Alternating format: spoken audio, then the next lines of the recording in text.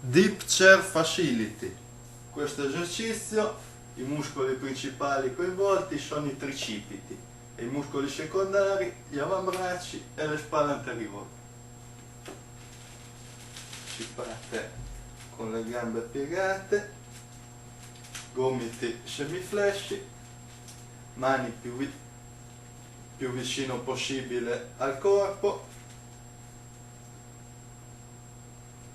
e si va così: mi abbasso e mi sollevo, mi abbasso e mi sollevo, mi abbasso e mi sollevo, mi abbasso e mi sollevo.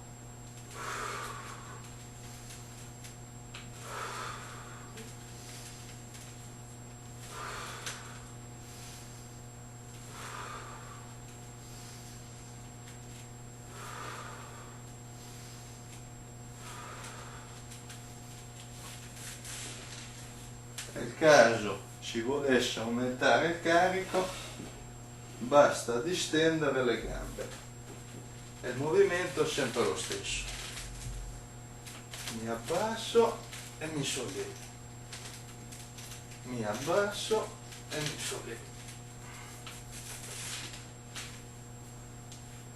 Poi altro accorgimento importante è di non allargare troppo i gomiti nella fase di discesa,